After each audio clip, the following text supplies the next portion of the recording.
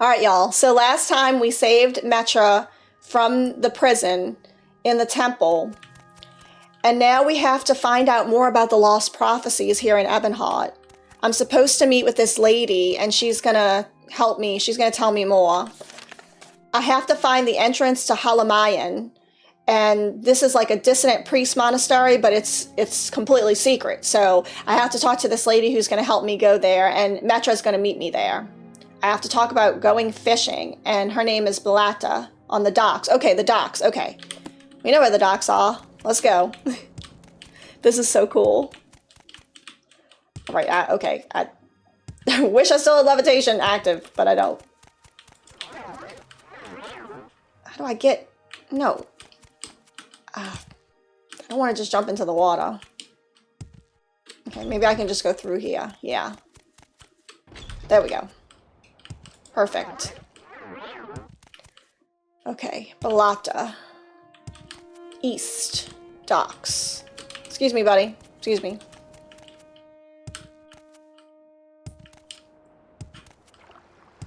Ooh. Oh, hey, buddy. Goodness. Okay, is that her? Are you Balata? Yes, okay. Well hey, buddy. met. Yes, What is it? I'm Blata. Do I know you? All right, Blata. You might. Right, you're Maiji Cat. My friend said you might want to go fishing. I do, buddy. I know a fine place. Excellent fishing. My friend Metra Milo says it's her favorite fishing spot. Are you ready to go? Yes, buddy. Good. I'm ready to take you to Halamayan anytime you're ready to travel, and I'll be here to offer that service anytime you need it. All right, buddy. Let's go then. Wait, is that where I gotta go? Hold on. I think it is. She'll offer that service anytime I need it. So this is where I gotta go. Azora's Coast region. Wow. Okay, I just want to see where I am on the map. World. Oh, okay. I could have swum. I could have swam there. But good thing I didn't have to. Hey, buddy. You would take me back, huh?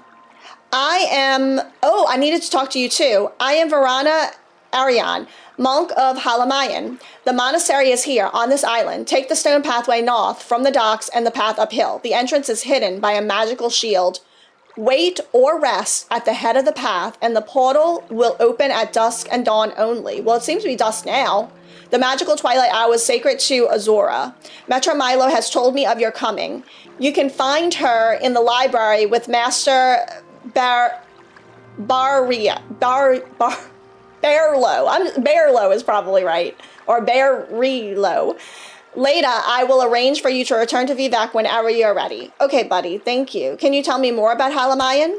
Halamayan is the secret monastery of the Dissonant Priests. The monastery itself is beneath the surface of a remote island along Azora's coast, with a single entrance hidden from view by hills and vegetation. The monastery is further protected by a magical shield which opens only at dusk and dawn, and a magical twilight hour sacred to Azora. I'm hearing you, buddy. How do you feel about the Nerevarine? The Ashlanders have a prophecy that one day the reincarnation of the legendary hero Nerevar will unite the Dunma against invaders and restore the ancient Dark Elven nation. But the Tribunal Temple says this is false and profane superstition, and the Ordinators deal mercilessly with those who profess such beliefs. It's really interesting how the game both has you become the Nerevarine, but then also allows you to join the temple. It's very interesting. Do you have any advice for me, buddy? You should speak with the monk and DC at the Argonian mission, if the monk's life interests you, that is. Oh, if the monk's life interests me. I don't know what that means, buddy. You are an outlander. Maybe you don't know about the kinds of Daedric ruins we have here in Morrowind. Daedra cults worship the bad Daedra. You can learn more about that at the temple. Anyway, long ago, before the temple put a stop to it, people used to worship bad Daedra. Moloch Baal, Malakath, Sheogorath, and Marun's Dagon at Daedra shrines. But lately, since the Empire came in, some people have taken up worshipping the bad Daedra at those old sites. And I warn you, these are dangerous places. Well, you know, if they don't like them, why haven't they destroyed them? You know? It is... Well, they might have destroyed Boethia because... Remember what Maik told me? The shrine to Boethia is lost to the ocean or something. Okay, I don't want to return yet. Is there something I can do for you, Outlander? No, buddy, you've been very helpful. Thank you. Okay. What is that up there? It's shiny. Thought it was a sword or something. I don't see anything, though. Okay, so it's hidden by some vegetables, some vegetation. The entrance will appear... oh, it's a rat. I just saw his little butt. Okay, hold on. Hey, buddy. Shouldn't have come after me. Would not have died. Well, what's this? Oh. I wonder what it looks like when it's not dusk or dawn, because I came during dusk or dawn. Probably dawn. Ooh, nice. Yes, thank you. I'll take a shield, even though I kind of already have all this stuff. Thank you. Thank you so much.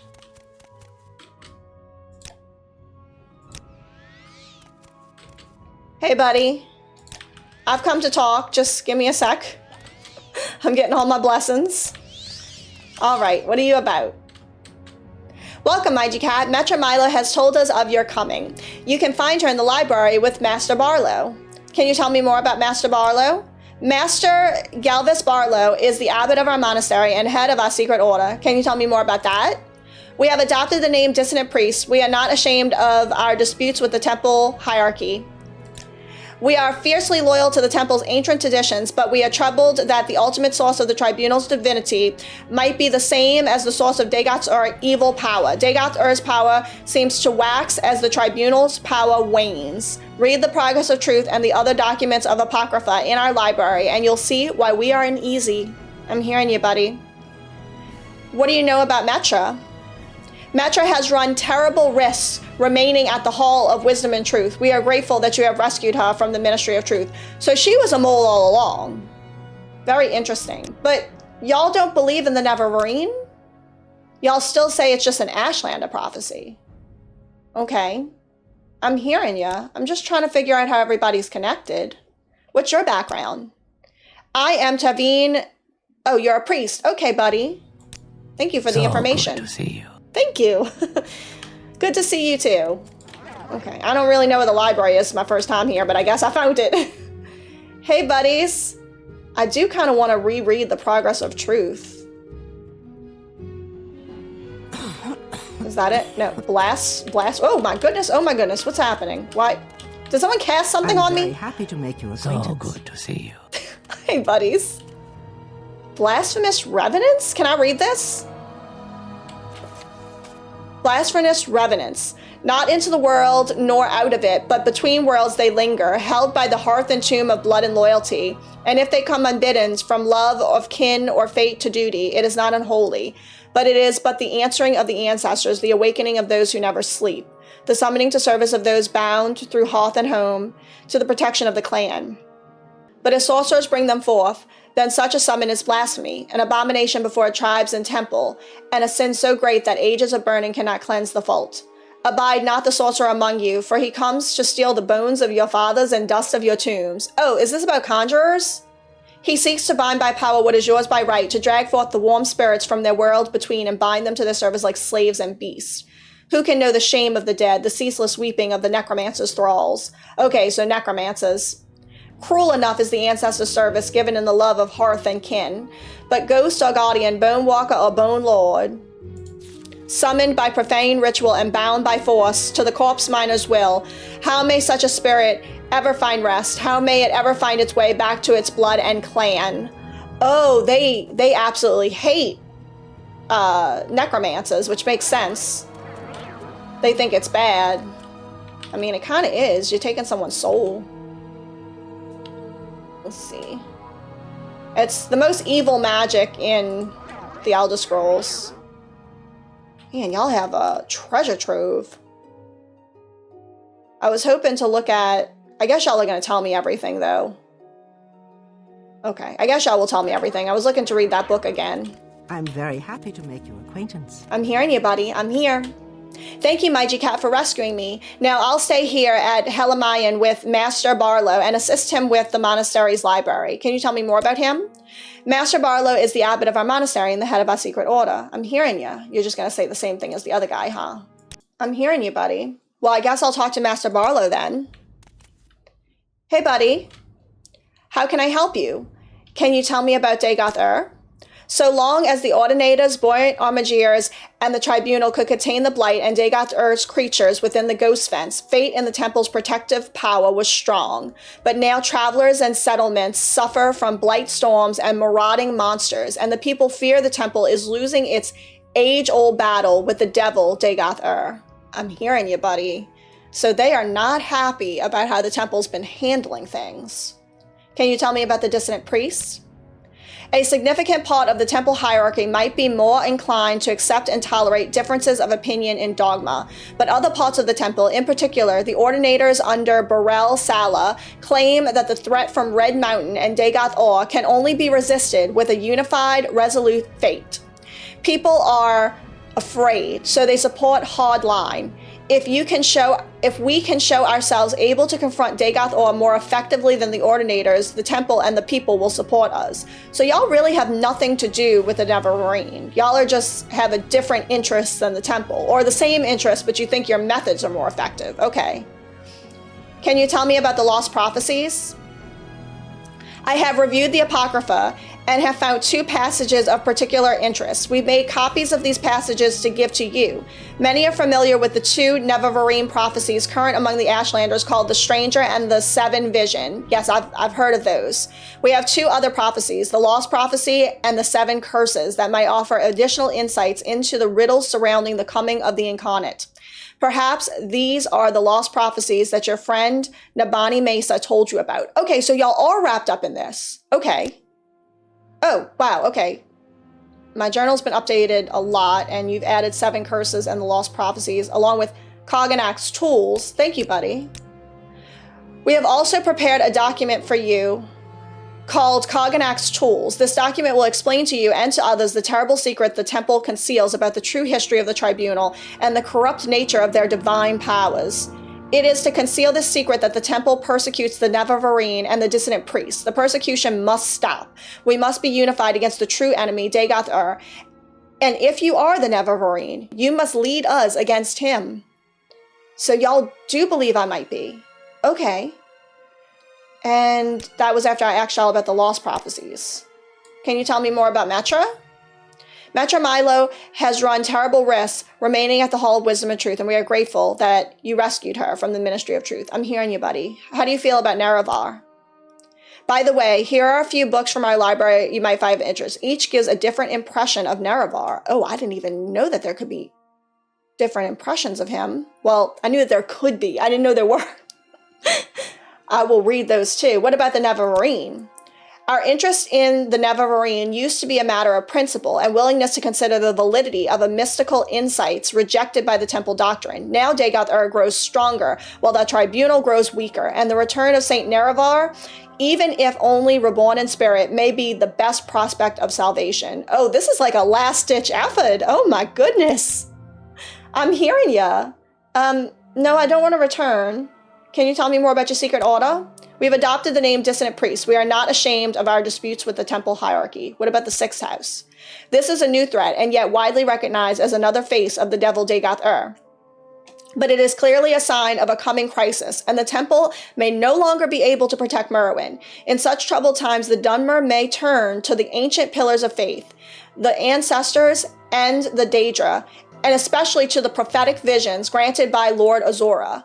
Then they may look to the Nerevarine, Saint Nerevar reborn, to lead them against the grim armies of Dagoth-Ur. This is so cool. Incredibly cool. Can you tell me about the Lost Prophecy?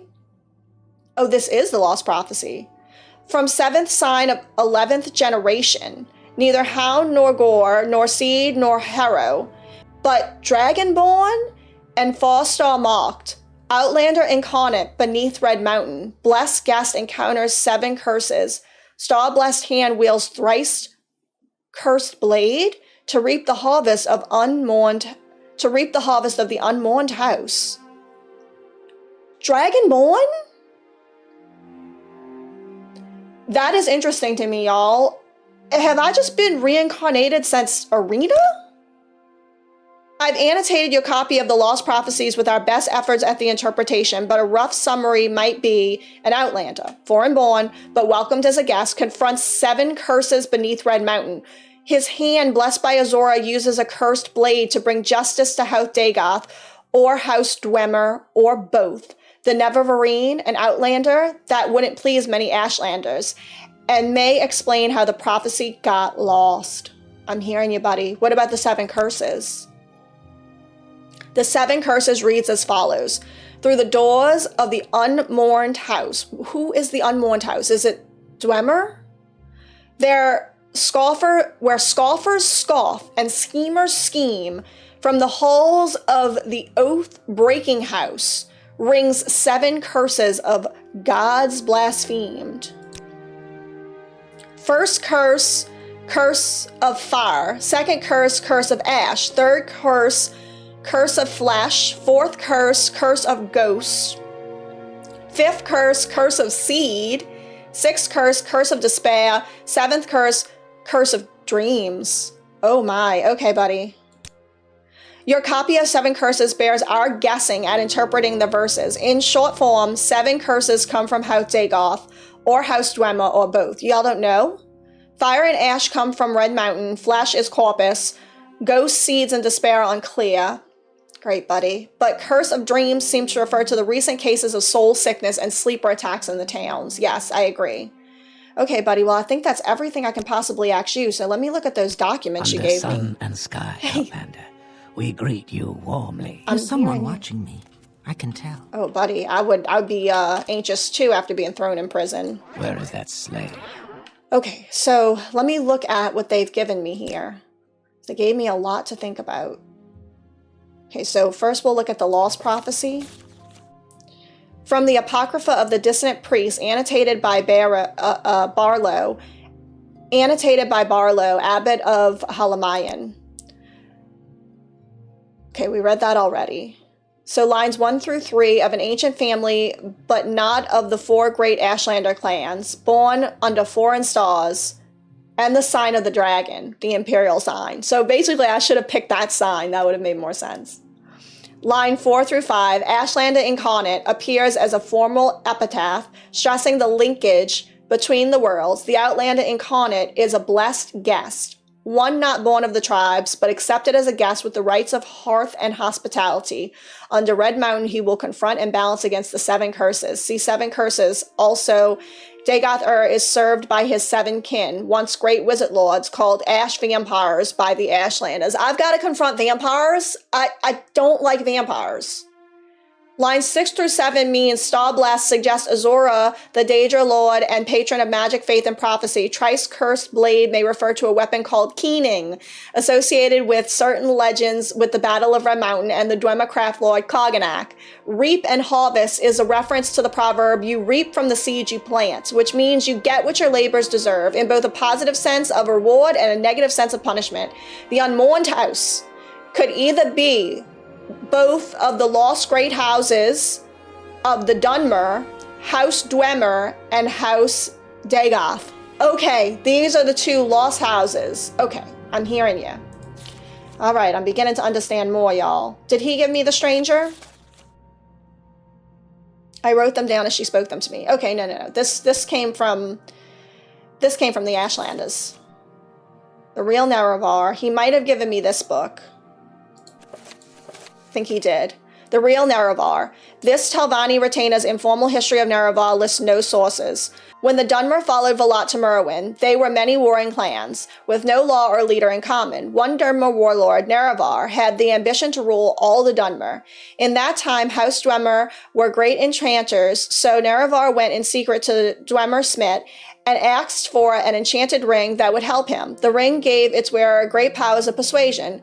For safety, it was enchanted to instantly kill anyone who wore it except Nerevar.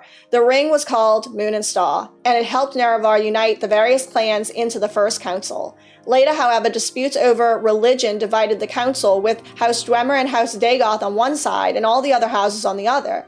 Dwemer and Dagoth invited Orc and Nord clans as allies and held northwest Morrowind as Nerevar mustered the other houses and nomad tribes and marched to meet the Dwemer Dagoth Westerner forces. I'm hearing ya.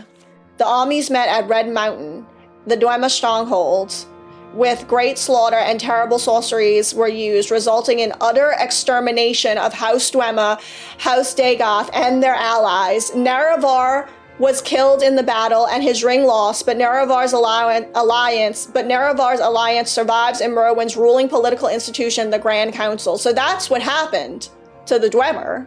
They were exterminated in a war. Okay. But it just feels like the people of Skyrim don't know that. Maybe I missed something. Okay, this was prepared by the Ashlanders as well.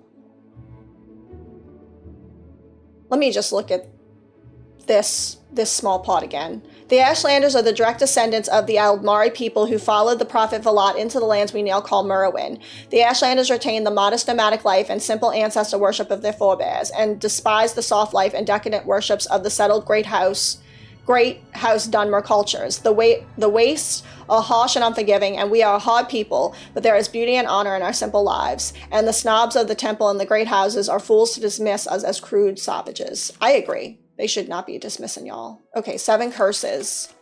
From the Apocrypha of the Dissident Priest, annotated by Berlo, Abbot of Halamayan.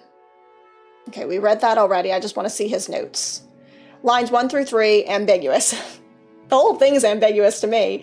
May refer to the impiety of the god-mocking House Dwemer, or its treacherous diplomacy of the subtle House Dagoth, or both. House Dagoth, however, was reviled as oath-breakers for their treachery at Red Mountain. It may, however, refer to unspecified broken oaths of peace between Lord Nerevar and Lord Dormak, founders of the Grand Council. Nerevar and Dormak were loyal friends until the disagreement between the Dwemer and the other great houses broke out in open conflict. The Dwemer were the mockers and profaners of the divine. The curses of fire and ash would come from Red Mountain, where Dagoth rules. These were the earliest reported threats from Red Mountain. Curse of flesh suggests blight diseases, especially corpus. The fire and ash storms preceded the threats of blight and corpus. Obscure may refer to the yet unrecognized threats of Dagoth. Wait, let me look at that again. Oh, seed and despair. Recent reports of soul sickness and disturbed dreams come from the townfolk and Ashlanders alike. The 7th and final curse may suggest the threat presented is about to reach a crisis. This is just such a cool story, y'all.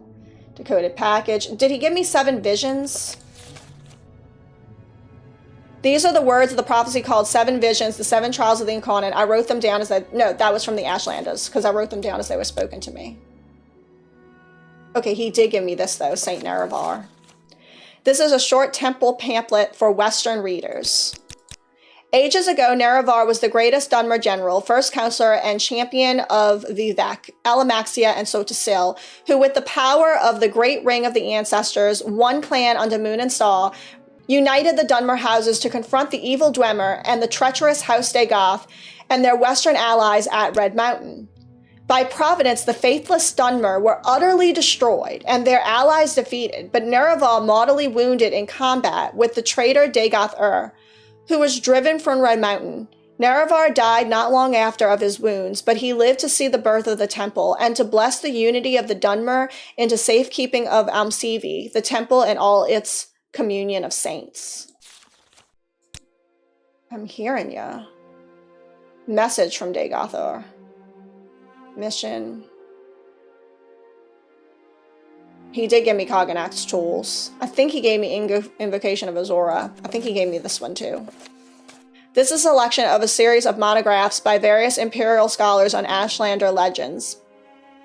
In the ancient days, the deep elves and the great house of outlanders from the west came to steal the land of the Dunmer, and in that time Nerevar was a great Khan and war leader of the house people, but he honored the ancient spirits and the tribunal laws, and became one of us. So when Nerevar pledged upon his great ring of ancestors, one clan under moon and star, to honor the ways of the spirits and the rights of the land, all the tribes joined the house people to fight a great battle at Red Mountain. Though many Dunbird tribesmen and housemen died at Red Mountain, the Dwemer were defeated and their evil magics destroyed, and the Outlanders driven from the land. But after this great victory, the power-hungry Khans of the great houses slew Nerevar in secret, and setting themselves up as gods, neglected Nerevar's promises to the tribes. Oh my goodness. But it said that Nerevar will come again with his ring and cast down the false gods, and by the power of his ring it will make good his promises to the tribes, to honor the spirits and drive the outsiders from the land. This is really awesome storytelling. Okay, let's read Invocation of Azora before we read Kagrenac's tools. Okay. For 300 years I have been a priestess of Azora, the Daedric princess of Moonshadow, mother of the rose and queen of the night sky. Every I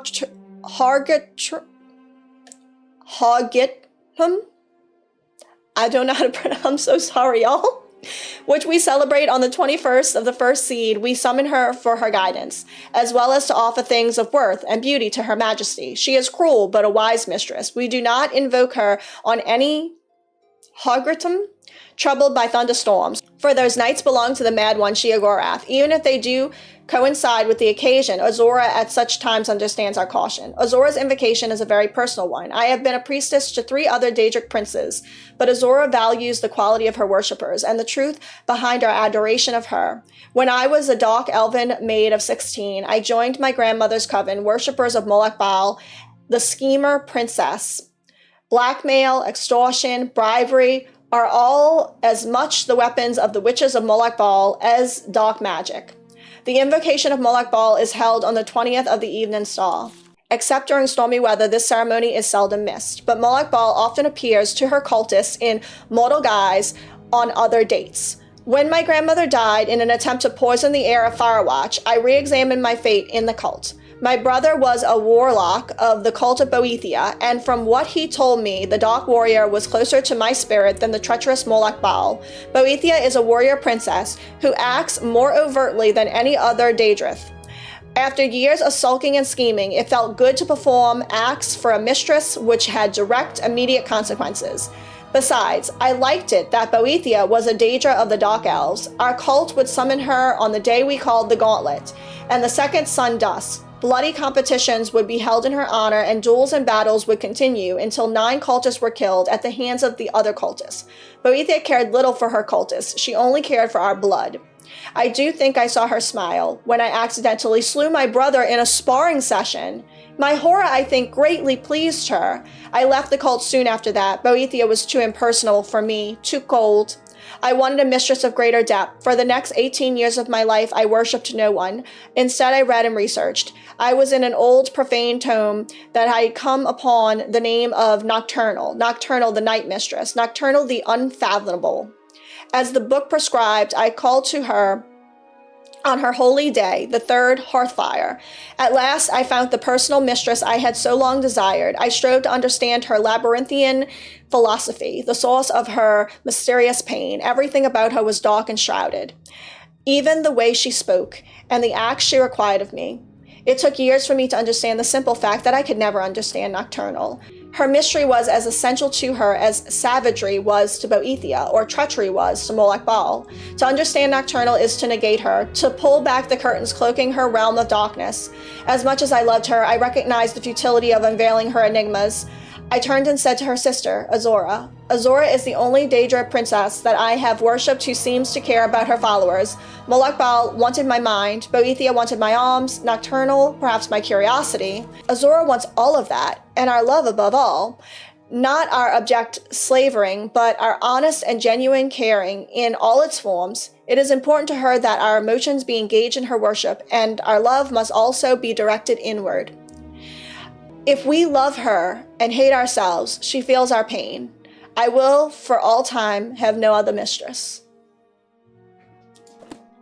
All right, last one, I think. Yeah, so the last one will be Kagrenac's tools. Summarized from the Apocrypha. Beneath Red Mountain, Dwemer miners discovered a great magical stone. By diverse methods, Lord Kagrenac, high priest and mage crafter for the ancient Dwemer, determined that this magical stone was the heart of the god Lorkhan, cast here in the Dawn era as a punishment for his mischief in creating the mortal world. Determined to use its divine powers to create a new god for the exclusive benefit of the Dwemer, Kagrenac forged 3 great enchanted artifacts, which are called Kagrenac's tools. Wraith God is an ancient gauntlet to protect its wearer from destruction when tapping the heart's power. Sunder is an enchanted hammer to strike the heart and produce the exact volume and quality of power desired. Oh, here's Keening. Keening is an enchanted blade that is used to flay and focus the power that rises from the heart. When Kagrenac used these tools on the heart in the Battle of Red Mountain, no one knows what happened, but the Dwemer race disappeared entirely from the mortal world. Okay, so this is part of that mystery. Lord Nerevar and Lord Dagoth retrieved these tools and didn't know what to do with them. So it sounds like they didn't just disappear as a result of battle. They disappeared as a result of these tools that maybe they weren't supposed to be dealing with. Nerevar asked Dagoth to guard the tools while he went to consult with his counselors, Vivek, Alamaxia, and Sotasil. He left and spoke with his 3 counselors, and they decided to return together to Red Mountain to decide what to do. But while Nerevar was gone, Dagoth was tempted and confused by the power of the tools. When Nerevar and the counselors arrived, he refused to give up the tools, claiming he had sworn to Nerevar to protect them. Then Dagoth fought with Nerevar and the counselors and was mortally wounded and driven off, and the tools were recovered. Then Nerevar and his counselors decided to take the tools for safekeeping. They all swore a great oath never to use the tools, but after Nerevar's death, Vivek, Alamaxia, and Sotasil yielded to temptation. They took these tools themselves and went to Lorkhan's heart, buried beneath Red Mountain, and gave themselves divine powers. Ooh, okay. But Dagoth had not died. We don't know what happened, but this is what we believe. His experiments with Kagrenac's tools had joined him to the heart's divine nature in some way, so that he learned to draw power directly from the heart. Whoa. We conjecture that Dagoth, driven by anger and greed, used the heart without caution or restraint, and as a result, he has become terribly powerful and terribly mad. But the temple showed great care and restraint in their use of the tools, and so we were not driven mad, and they did many good things. Nonetheless, the tribunal too appeared to have been corrupted by the heart's power, though more subtly. Oh, that is really cool. Kagrenac's tools are cursed. Stealing power from the heart of a god is a terrible folly and fated to disaster. The tribunal is losing its battle to control the power of the heart. They are sustained by the same tainted power that drives Dagoth mad. They grow weak and cannot protect us from Dagoth And even if they could, why would we be wise to worship gods such as these? They conceal the truth from us out of shame. They persecute the Nerevarine and the dissident priests out of shame, when they should be welcoming them and enlisting their aid against Dagoth The tribunal have done much good for Morrowind and the Dunmer, but they have succumbed to the temptation of Kagrenac's tools. And though these tools once may have seemed the instruments of salvation, now they must be seen as instruments of doom. That is so cool. That is cool. I love this, y'all. I love this story. I cannot wait to see what happens.